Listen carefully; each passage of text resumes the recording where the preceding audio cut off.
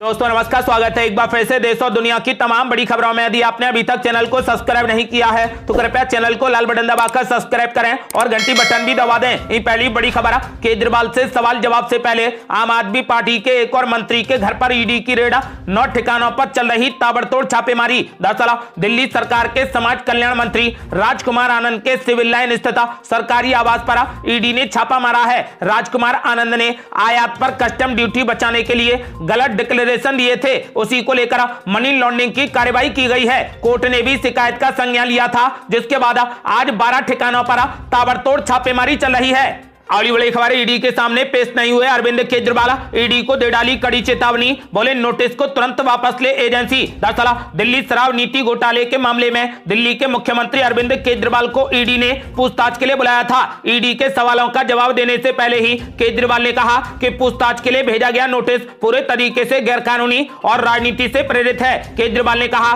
कि बीजेपी के कहने पर यह नोटिस भेजा गया है। केजरीवाल ने कहा कि यह नोटिस इसलिए भेजा गया है ताकि मैं 5 राज्यों में होने वाले चुनावों में प्रचार ना कर सकूं। उन्होंने ईडी को चेतावनी देते हुए कहा कि नोटिस को तुरंत वापस लिया जाए। अगली बड़ी खबर, ईडी के सामने पेश नहीं हुए अरविंद केजरीवाल, राघव चड्ढा बोले वो दिल्ली के मुख्यमंत्री हैं, ये थोड़ी है कि आप यूं ही बुला लोगे। दरअसल आम आदमी पार्टी के नेता अरविंद केजरीवाल ईडी के सामने पेश नहीं हुए हैं। इसको लेकर अब सौरभ भारद्वाज ने कहा कि आम आदमी पार्टी 5 राज्यों में चुनाव लड़ रही है, चुनाव की तारीखों की घोषणा हो चुकी है। अरविंद केजरीवाल राष्ट्रीय पार्टी आम आदमी पार्टी के राष्ट्रीय संयोजक हैं और दिल्ली के मुख्यमंत्री हैं और प्रशासन की जिम्मेदारी है, ये थोड़ी है कि आप यूं ही किसी को भी बुला लोगे। उन्होंने कहा कि फिर बोलोगे कि हमारी किसी बात का जवाब नहीं दे रहे, इसीलिए हमने गिरफ्तार कर लिया। उन्होंने कहा कि सत्ताधारी पार्टी एजेंसी का दुरुपयोग ना करे, इसके लिए हर देश में प्रावधान होते हैं। उन्होंने कहा कि अंग्रेजों के समय पर भी कोर्ट से सर्च वारंट चाहिए होता था, उसके बाद कार्रवाई की जाती थी। उन्होंने कहा कि केजरीवाल दिल्ली के मुख्यमंत्री हैं, ये थोड़ा ही है कि आप यूं ही किसी को भी बुला लोगे।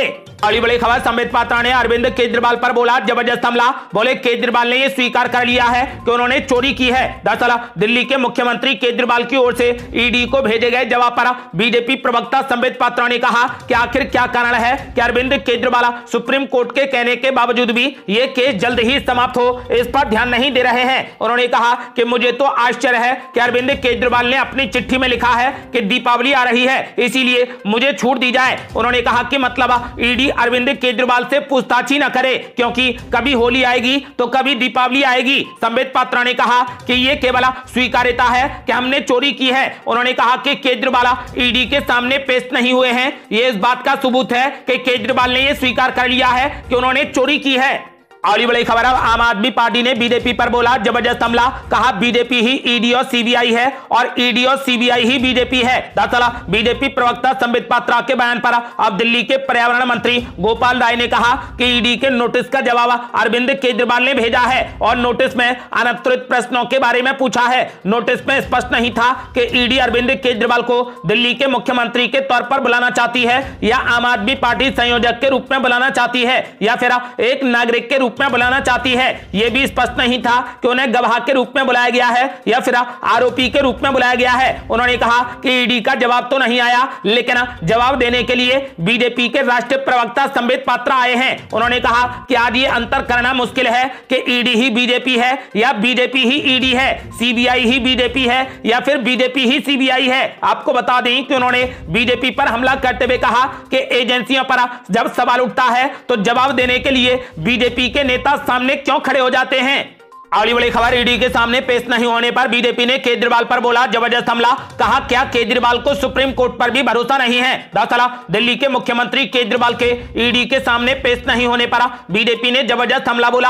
बीजेपी के राष्ट्रीय प्रवक्ता डॉक्टर संबित पात्रा ने दिल्ली में प्रेस कॉन्फ्रेंस को संबोधित करते हुए कहा कि क्या दिल्ली के मुख्यमंत्री अरविंद केजरीवाल को किसी पर भी भरोसा नहीं है, क्या वो सुप्रीम कोर्ट पर भी भरोसा नहीं करते हैं। संबित पात्रा ने कहा कि टीवी के माध्यम से आप सभी लोग तो देख ही रहे होंगे कि कि अरविंद केजरीवाल भाग गए हैं। अरविंद केजरीवाल ईडी के समन से भाग रहे हैं, सच्चाई का सामना करने से भाग रहे हैं। जांच से भागना एक तरह से स्वीकार करना होता है कि हाँ मैंने गलती की है। ईडी के सामने, एजेंसी के सामने पेश न होना एक तरह से डर को दिखाता है और स्वीकृति को दिखाता है कि हाँ मैंने गलती की है। बीजेपी ने आरोप लगाया है कि दिल्ली शराब घोटाले में अरविंद केजरीवाल सीधे तौर पर जिम्मेदार हैं। संबित पात्रा ने कहा कि केजरीवाल इस घोटाले के किंग पिंग हैं। उन्होंने कहा कि केजरीवाल ने स्वीकार किया है कि हाँ शराब घोटाले में उनका हाथ है। इस नीति में जो बेतहाशा भ्रष्टाचार हुआ है उसमें केजरीवाल भी शामिल हैं, वरना उनको डरने की क्या जरूरत है।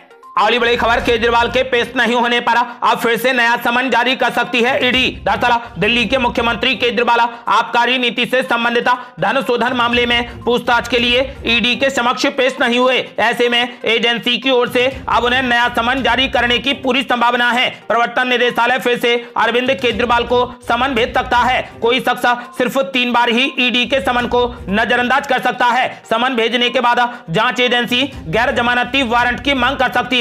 गैर जमानती वारंट कोर्ट का आदेश होता है जिस पर तय समय और तारीख पर पेश होना जरूरी होता है। अगर कोई गैर जमानती वारंट की बात नहीं मानता है तो उसे तुरंत गिरफ्तार किया जा सकता है।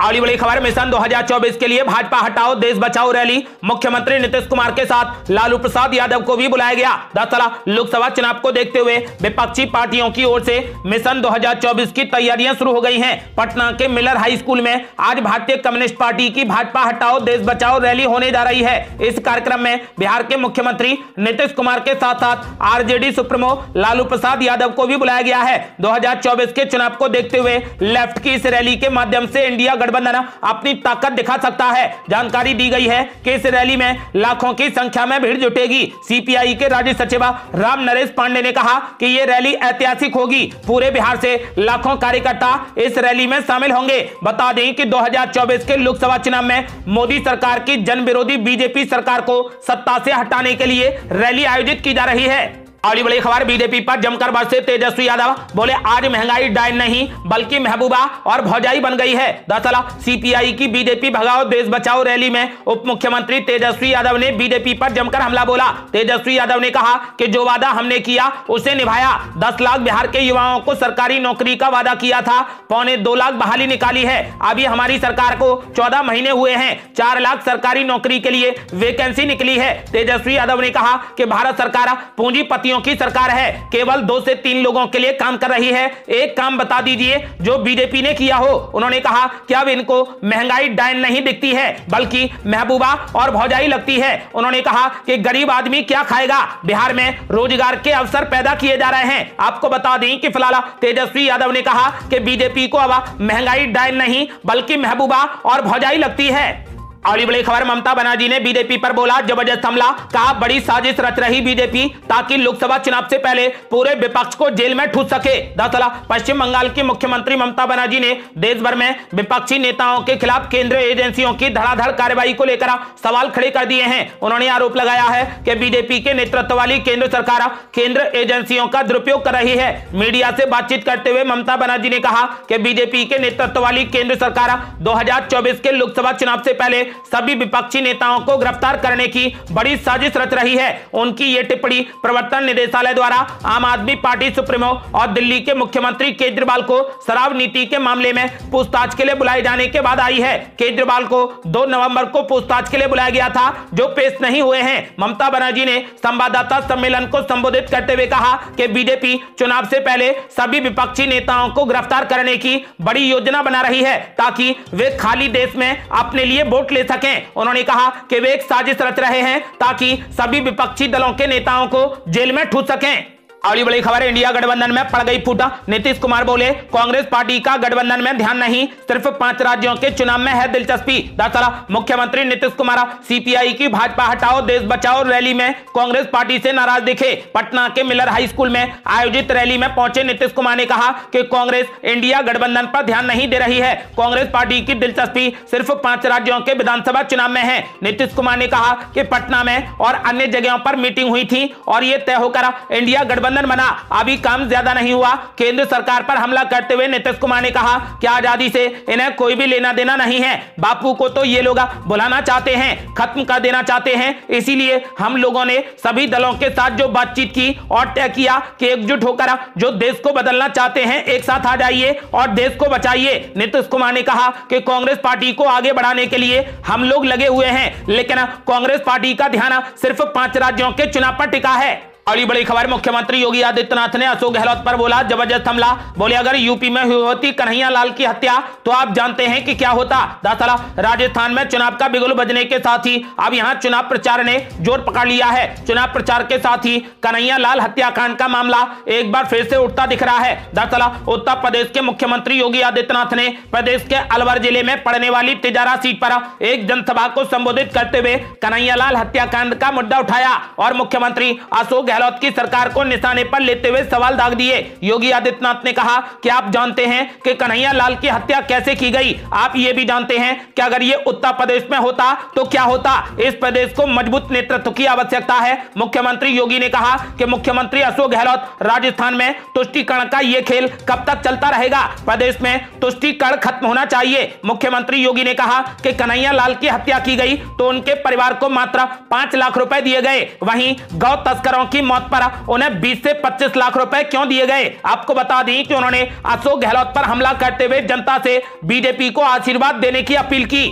अगली बड़ी खबर, गोपाल राय ने बीजेपी पर बोला जबरदस्त हमला। कहा बीजेपी को सता रहा इंडिया गठबंधन से हार का डर। दरअसल ईडी के समन पर आम आदमी पार्टी के नेता और पर्यावरण मंत्री गोपाल राय ने कहा कि अरविंद केजरीवाल को आगामी चुनावों में जाने ना दिया जाए, इसीलिए ये साजिश हो रही है। अगर ये ईडी का नोटिस होता तो ईडी का जवाब आता, ये बीजेपी का नोटिस है, इसलिए बीजेपी के नेता अरविंद केजरीवाल का जवाब दे रहे हैं। आपको बता दें कि उन्होंने कहा कि आज अचानक हमारे मंत्री राजकुमार आनंद के घर पर भी ईडी ने छापा मार दिया, ना कोई नोटिस ना कोई सबूत। आखिर इस देश में ये क्या हो रहा है। उन्होंने कहा कि ये इंडिया गठबंधन से होने वाली हार का डर है। उन्होंने कहा कि इंडिया गठबंधन से हार के डर की वजह से बीजेपी नोटिस पर नोटिस जारी कर रही है और विपक्षी नेताओं पर ताबड़तोड़ छापेमारी करवा रही है।